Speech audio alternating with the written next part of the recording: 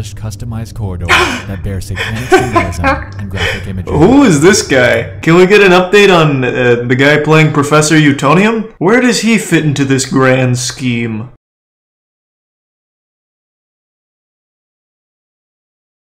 Kind of like a fucking fat one. It's already 1:30. We can let it ride. Fuck it.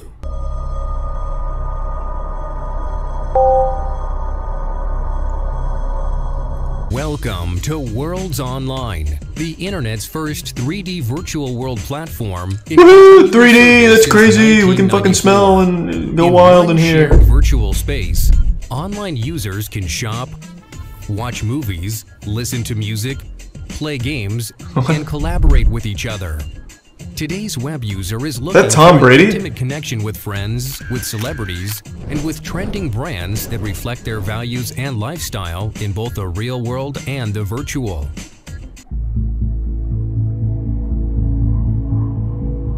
Throughout the mid-2010s, an urban legend would surface about a mysterious MMO by the name of Worlds.com. Thanks to Resub Chippewa and the Tier 1 cuddles. Having been launched to the public in the mid-1990s, the game was believed by many to be dead, discontinued, and lost to the inevitable void of internet history.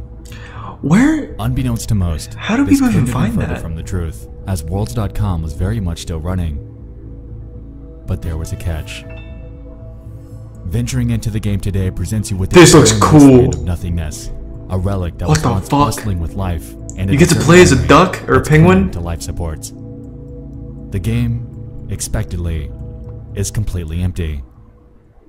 You see, rumor had it that Worlds.com was hiding something, a shrouded purpose that's been kept from the public. Rumors involving in-game cults, boxing, graphic imagery, and virtual stalking have led curious minds to hesitantly venture into Worlds themselves in hopes of finding out if these allegations were true. What the fuck? That's nuts! Alright. This is the story of Worlds.com.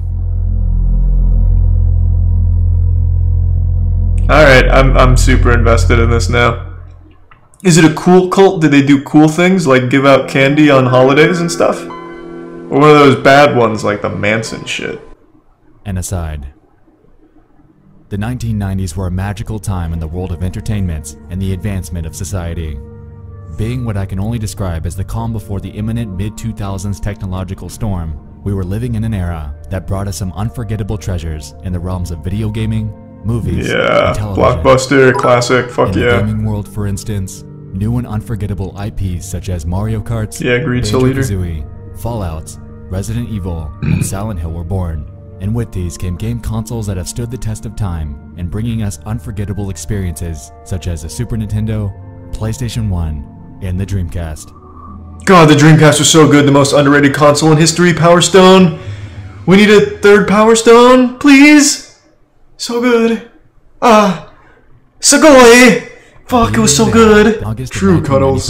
Microsoft would release a revolutionary competitor to the Netscape Navigator, the pre-existing OG of internet browsing, called the Internet Explorer. Yeah! If you were lucky enough to get your hands on a PC in this era, then, combined with the tools at your disposal in Windows 95, you were able to venture into the vast, wild west of an enigma, known as the World Wide Web. God, the internet back then was so wild and wacky. In today's culture, things have changed. I'll never forget when I was horny and typed in like boobies and went to a site that had a demon on it. Sterilized, haunted. Being pushed to the brink of minimalism and moderation. This isn't necessarily a bad thing, but a lot of the magic and charm that existed in the wacky and terribly designed UIs of the past are largely gone, replaced by logos containing simple shapes, any shred of creative color being replaced by whites, Microsoft, and all-encompassing oversimplification of pretty much everything. As you've heard in my incessant rambling so far, the era was magical, and a lot of newfound creative mediums were on the rise. While video gaming via a conventional console was the primary method of escaping into a mystic world, the rise of the internet paved the path for a new form of interactive storytelling and interconnected social gaming. And those were a little for gamers. As MMOs, or massive multiplayer online video games. I'm really sorry to hear that, bro. Wishing you the best moving forward. It's awful. Of the many websites that were available to early adopters of the internet, One would be launched in April of 1995. Oh, I'm sorry, I didn't see with the that, name of dog. Worlds.com. My bad, man. The website was created by a Thank company you. simply named Worlds Inc. and housed a public 3D chat room that players could enter and explore to their heart's content. According to the website, the minimum configuration is a 90 MHz or faster processor with 32 MB of memory. The recommended platform is a Pentium class processor. Okay, real quick, is it just me, or on his voice, is there like a really low voice layered into it? Is it just my headphones, or am I hearing like a fucking MMO demon in there? Yeah? Okay, cool. So it's not just me. I didn't know if my headphones were dying, or if Satan was communicating through Lil Nas's music and infiltrating or something like that. Fucking weirding me out. No one else mentioned it in the chat. David Bowie, Steven Spielberg, and a digital artist by the name of Tamiko Thiel. The latter two actually teamed up at one point and created an in-game environment called the Starbright World, which was aimed at giving seriously ill children an outlet to interact. The gameplay is mostly what you'd expect from something out of the mid-1990s. At the outset of registering your profile, players are given the opportunity to choose between various avatars to represent themselves in-game. Among them are a human, a penguin, a monster, a kangaroo, and a clown. Good selections! Advertising Not on bad. websites are various realms. Oh, that and are you can be on the available for you to Yankees? Explore at your leisure. Among the hundreds that you're able to choose from, a few notable ones include worlds themed around David Bowie, the New York Yankees, the band Hanson, the Sky, an Animal House, and a Fun House. Thanks to resub. Venturing out into worlds for the first time, Spionix? you're thrown into a central hub with other players from around the world. The various themed environments that we mentioned prior are accessible through tunnels and doors that are next to their labels, and entering these immediately loads whichever one you so choose. Pretty innovative for its Like time, to any be 3D fair. PC game is achieved using your keyboard and mouse, and also available to you is a chat box, Thanks, allowing Prime. you to communicate to Again, others Grinna. in real time. Now this seems like nothing out of the ordinary. Along with the primitive graphics, the game is pretty substandard today. At the time though, this was absolutely groundbreaking, and PC owners flooded this thing, giving it a burst of life that would deem Worlds.com a massive success. Fuck yeah. The mid-2000s brought with it the inevitable desertion of the Worlds.com user base as players moved on to bigger and better ventures. Second Life, RuneScape, Toontown, VMK, MyCoke, Habbo and Hotel. Habbo Hotel Yeah, I knew it was were becoming coming. viable alternatives that not only looked better, but gave players more to do with their own distinct charm. You may have noticed that most of the names Soon, that just read Rotok. off are now defunct. The Toontown, VMK, and MyCoke live support plugs were pulled as their developers encountered an existential problem that was prevalent from the start. They couldn't find a way to monetize them. Combined with this, the fact that these games were all run with the help of moderation teams and ongoing servers, it became evident that as long as these virtual worlds were online, whoever it was that was running them was losing money. At this point, you'd expect Worlds Inc. to pull the plug. With a dwindling user base and aging game mechanics, it seemed like this was the only sensible way to go. Oh, giant spider, watch out, holy shit! Or release something new and optimized for the next generation of online gaming.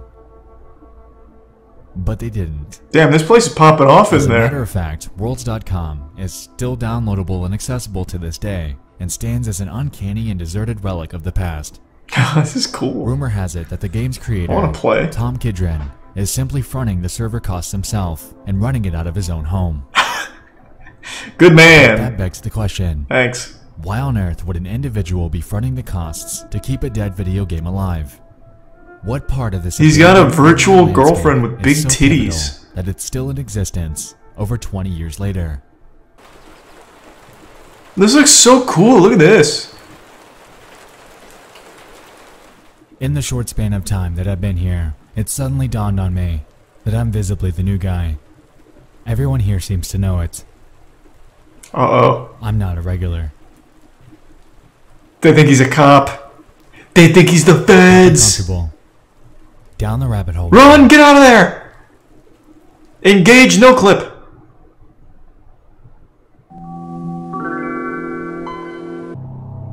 Yeah, someone is still running the servers, he just said that. Rumors began to spread about the game, thanks to certain anons from 4chan's V and X boards. Allegedly, there existed potentially illegal and cult-like behavior from the game's handful of players during that time period. As you'd expect, upon catching wind of this, the rest of 4chan did what they do and went in to investigate.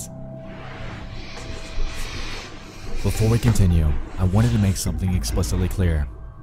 In my hunting, it dawned on me that these allegations surfaced at a point in time that predated the year 2012. I say this because the oldest records that I've been able to dig up are from that year. Unfortunately, most of the archives, images, and audio files that we're going to get into have been lost to time. What? However, there are some that allow us to piece together a cohesive storyline as to what actually went on in Worlds.com. So let's talk about the game itself. A major element at the game's core was the ability for users to create and host their own customized universes. Wait, I'm confused. What does he say? So everything here, Shaper. 2012? What? Much like Minecraft, if someone chose to do so, they could create their own server, build what they want, and invite certain players through a downloadable file that's accessible through Shaper. Everything dated before 2012 are lost. Effectively, okay. The possibilities were endless, and harnessing the creative freedom that they were given, players were able to create some admittedly impressive worlds. Now that it's died down, though, things have become a bit darker. A bit more controversial. I'm not sure about Second Life having a cult. While there are groups of people that are or might be strange in their own right, there are two that have starkly stood out to me as the most mysterious. Two users, a Gimbly and a Nexialist. Interestingly, both have crossed paths in the game. However, their stories couldn't be further apart. Contrary to Nexialist, the stories surrounding Gimbly seemed a bit more grounded in reality.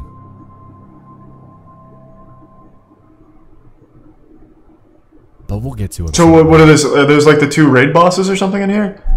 The two different big groups? First, I'd like to introduce you to Nexialist. According to an early 2012 blog by the name of ForgottenWorlds.com, the profile piece on him states the following. Nexialist is a regular at Worlds.com that has been trying to pull in the V and X boards to play this game. Nexialist is a successful user that's been able to get a cult following in the game, which is hard to do. He constantly reaches out to dedicated players to join him, as he seems to be called the Key Bearer. Key Bearer. Around the game without chatting. This isn't even close to covering entirely who this guy is rumored to be, so allow me to pick up where they left off. According to 4chan and various message boards, Nexialist is abstruse, a shred of indecipherable mystery that's lurked Worlds.com for what some believe to be as long as the early 2000s. Encountering him what is wacky? And it's been rumored that you don't actually find him, he finds you. Upon discovering you, he'll approach you without words, standing as what appears to be a lifeless corpse as you begin to quietly panic at his disturbing avatar. After the initial shock dies down, you're told to follow him, and as a result, you embark on a journey through hellish customized corridors that bear satanic symbolism and graphic imagery. Who is this guy? Can we get an update on the guy playing Professor Utonium? Where does he fit into this grand scheme? After your tour, Nexialist will begin sending you disturbing audio files that I wasn't able to find archives for. But if we go by descriptions from 4chaners, it's safe to assume that these sound like the distorted deaths of dying animals. Once you're scared to your wits' end and you leave the game, he already knows that you're going to go to 4chan to talk about it, because that's what he wants you to do. Spread the word, get people talking, and the next sucker that grows a sliver of curiosity and decides to check it out is his next victim. Unfortunately, this all reads like an urban legend. People have been able to capture screenshots and video of Nexialist over the years, but not much, aside from very few outliers, have been found that outlines what I'm describing. Because of that, I'd like to put a pin in this arcane figure and circle back on him later. Because this is the game Vinesauce played, Vinny? I'd like to bring you into. Is it? Someone I saw on one of those threads. And he didn't encounter Nexialist? The Hidden Worlds website that I mentioned earlier serves as a diary of the experiences that a man named George Costanza had witnessed when he first played Worlds. According to his blog, he found a bizarre network that this Gimbly guy seems to be running, and the entries on his website outline a considerable amount of information that I'd like to dive into and unpack. The very first post on the website was made on January 5th, 2012. It reads as follows. Well, I started playing this game called Worlds.com. Seemed innocent, but according to V, it has some fucked up things from the past. Everything's forgotten here, and in a group we explored the game. In the coming days we'll share our stories and pictures here. Further on that day, another post was made outlining Gimbli's supposed network and its inner workings. The game started as Interesting, Soul Eater. We had gags while we explored the worlds, skeletons popping out, and finding Pegasus. Things a person could expect from playing Roblox or other games where your creations are welcome. But things turned bizarre. Our friend Grad, as we called him, was showing us these rooms that I mentioned, and eventually we ended up in a lobby filled with brown doors with text on them. These doors had the creator's name and a description of the level or world. This guy, Bilbo99, had messed up levels with Easter eggs everywhere, and we praised him for his creepiness. Hey, Gimbly! This map was Gimbli's creation. Fuck yeah, look at him. He's having fun. Starbucks. However, things would take a turn. You see, there was a person that contacted me named Megalik. Her or his avatar Thanks, Recep was a bird or an angel. She claimed that she was new in the world, as I was, but she'd been playing this game for a week and already gotten dirty and knew what this shit was really about. To act new is a common trick to bait new players. Anyway, Gimbly had a network that was serious. How serious? To enter his network, Whoa! he would provide mugshots.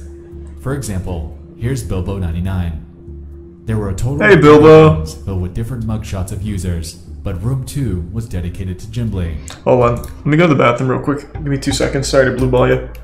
Right, I'm fucking back. Ended up taking a shit. Jump scared myself with my own fart. Pretty wild series of events. Let's go. So we scavenged for Megalik and found this. Well, I can't do that right now, Radis. You're gonna have to ask a mod. One thing I found that was standing out was a user named Kelikar. She was in the porn gallery, and I compiled this. It seems like someone has stalked her, and the rooms were labeled Kelicat. This user must have been a fat cat in the network. As you can see, Kelikat's written there, so what Gimbly does now is retrieving nude pictures of regulars that are still left. Megalik was the proof that we needed, since she'd only been playing for a week tops. Wow, Jesus, Gimbly. Below this, George displays the various screen caps that he was able to take of the various mugshots of different users. Of the bunch, he was even able to grab a few of Gimbly himself. Intrigued by this atypical finding, he decided that him and his group of friends wanted to investigate a bit on their new friend. I don't think I've seen that, Kumgar. As it turns out, there was a bit more going on with him than they initially thought. And yet another post from the same day, titled, Megalik, a man or a woman, he describes the following. Megalik's nudes that could be found in the other post seemed too good to be true. Her head was cropped out and with the body of a young woman, while her mugshot shows an older woman in her 40s, and that picture's really old. What does that leave us with?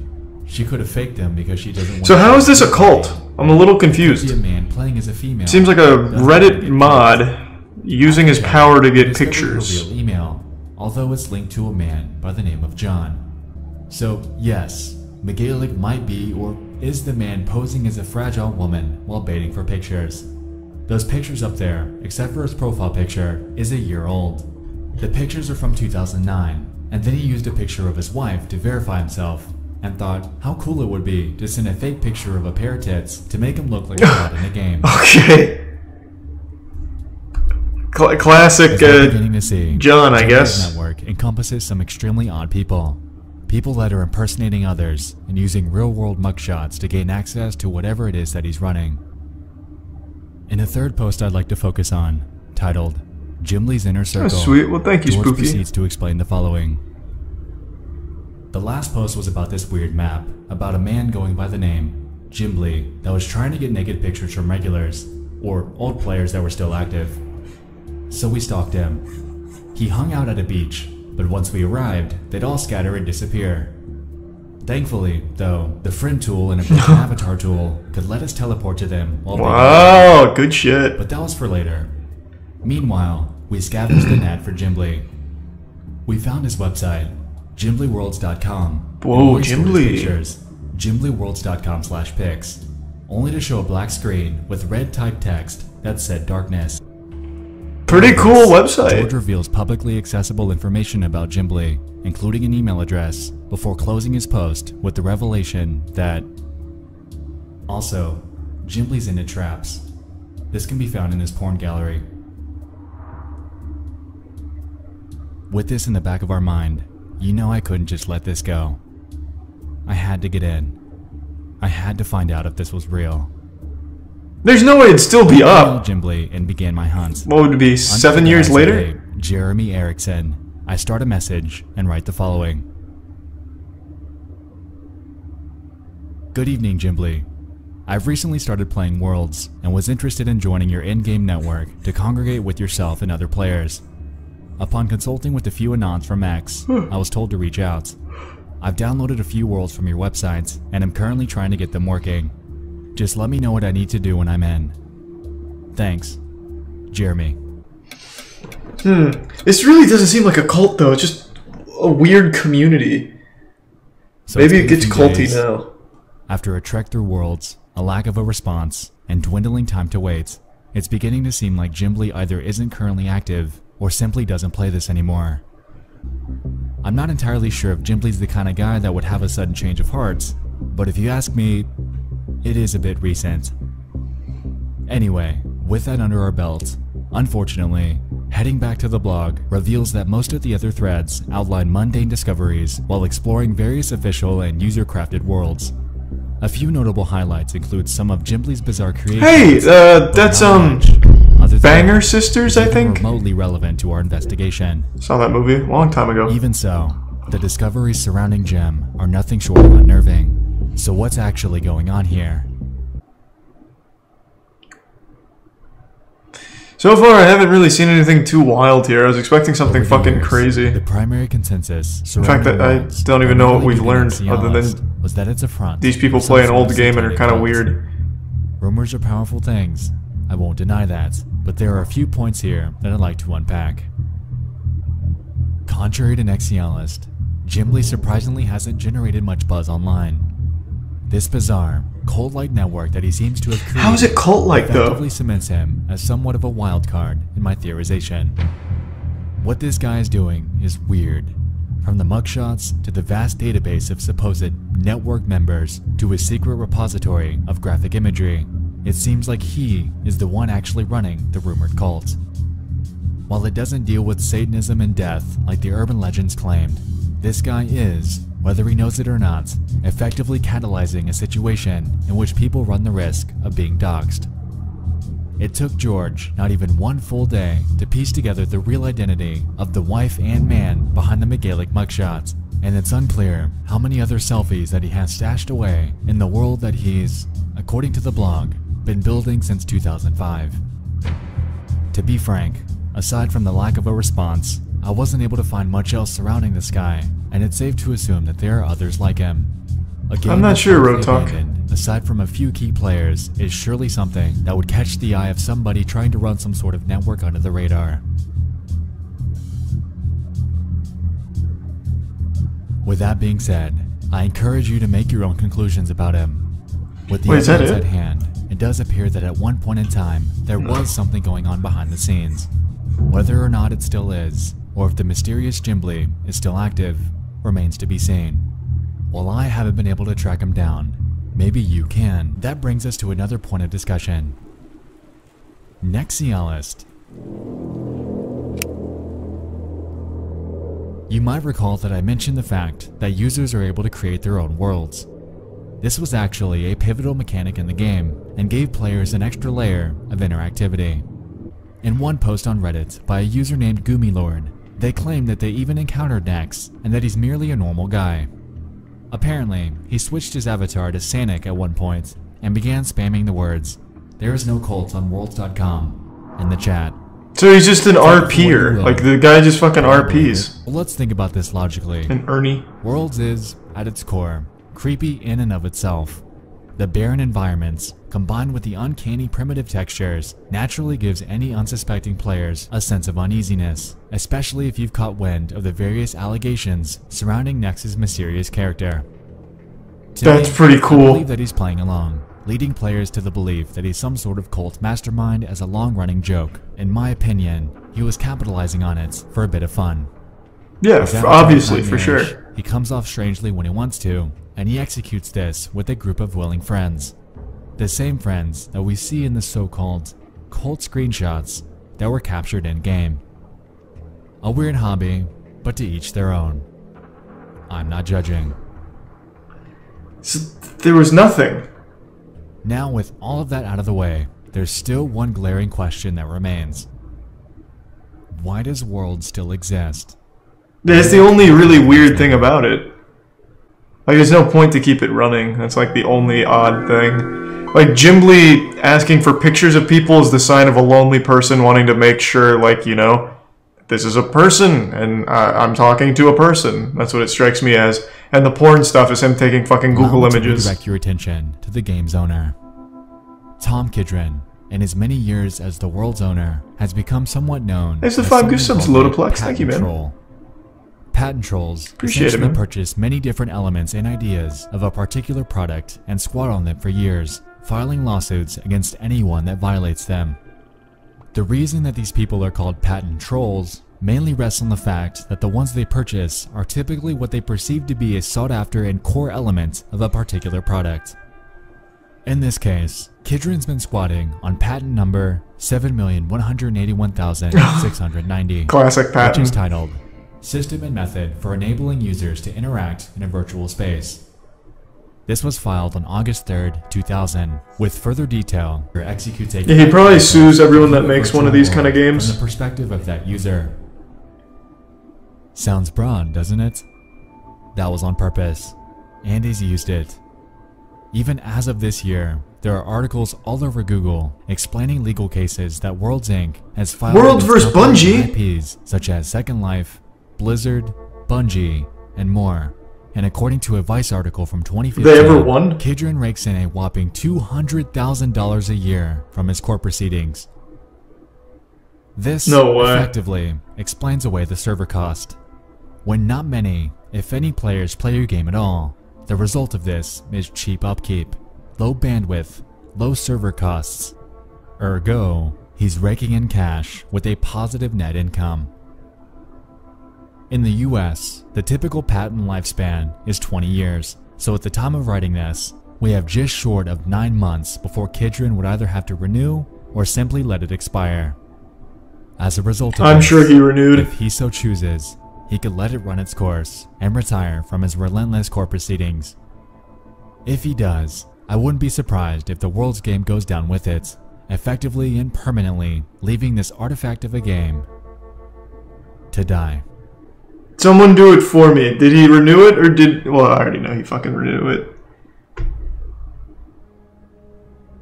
So, all in all, as it turns out, Jimbly is the real enigma here.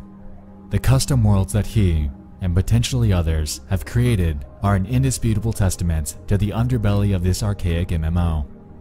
Today, it's unclear whether he's still active in the game or not. Ooh, even so, a huge the tier inner mechanisms 3 of this fabled network are something Rates that perplexes 2? me, as I see no end goal Thank you. other than to hoard a repository of Appreciate images the huge for tier his own 3. enjoyment. Why he chose Worlds.com to do it is and will forever remain beyond me. Regardless, Worlds, whether still online by nefarious reasons or not, stands as somewhat of a time capsule to the primitive era of social gaming. Today, with the official non-custom Worlds, it stands as a corpse of the past, a window into what once was, and a sliver of mystical nostalgia, sending us back into a time when we all first discovered the world of the internet. Very cute. As far as we know, servers are, to this day, willingly being kept alive.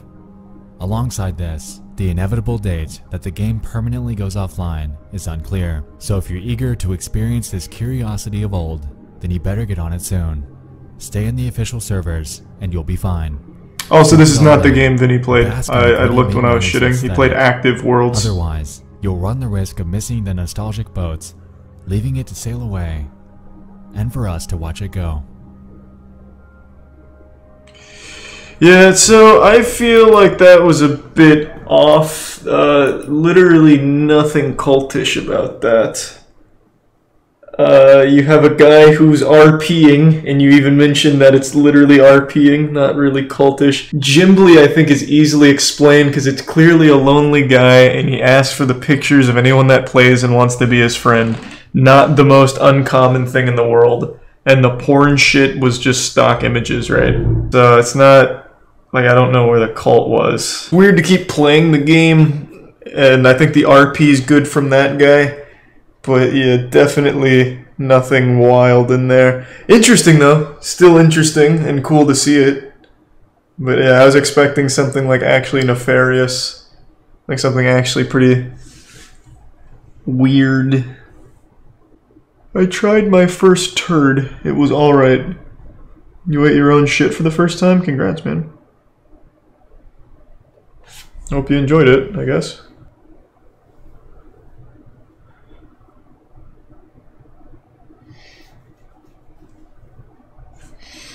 Extraordinary until proven otherwise.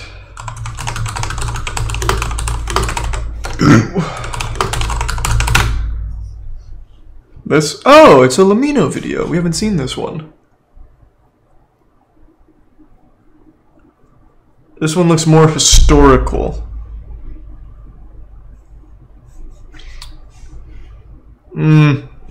Probably not tonight though, it's already late. I think we'll just save that for the next one. Worlds sued Minecraft a few months ago. Jesus Christ, that's crazy. Thanks to the resub, Erzin. Oh, you're finishing up 3 songs at the moment. It should drop within the next couple months. We're going to try and do all 3 videos around the same time and then just release them spaced out.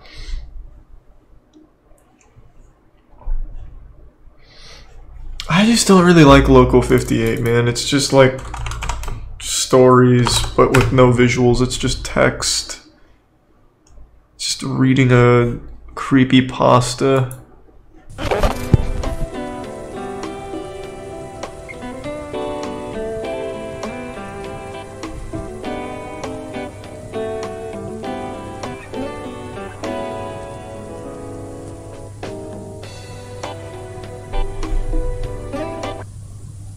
Why don't you sell your songs? I prefer doing a video for each one. We're doing an album, which will sell. And like a full vinyl and art book. That'll have... I'll give you more info on that when it comes around.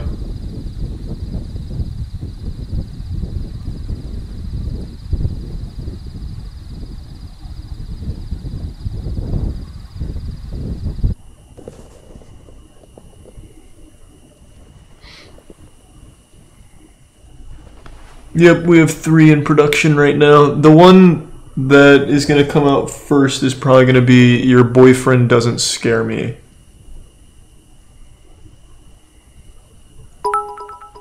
Thanks for the bits, Loat. Appreciate it, man. This is an ARG. Yeah, all of Local 58's content is kind of like an ARG, man.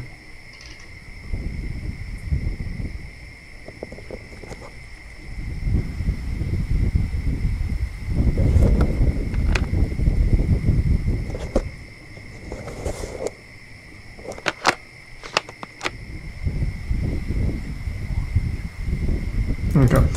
I think I'm just gonna call it a night. Oh, you gonna build on the concept of Skynet? I don't think so. I mean, maybe, we'll see. Not for the album or anything, though. Have you ever heard of Club Never Die? Virtual club from an MMORPG that was sold for $600K from the game called Entropia Universe. No, I don't know what the fuck that is. Oh, that's sweet. Well, thank you, Big T's. Well, thanks everyone for tuning in. To everyone who donated, big thank you. New subs, welcome aboard. Sub means a lot to me, so thank you for subbing. I really appreciate the generosity. And I hope you all have an absolutely wonderful evening. Let's see who's streaming. Who was the most recent raid I've tossed you to? I think we did Kid Emotions last, yeah? No, I'm not raiding Ludwig. He's gonna be done with this stream soon. Oh, yeah, I think Ken was the most recent.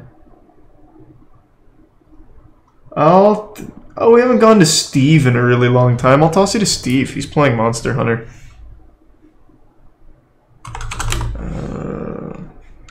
Hold on.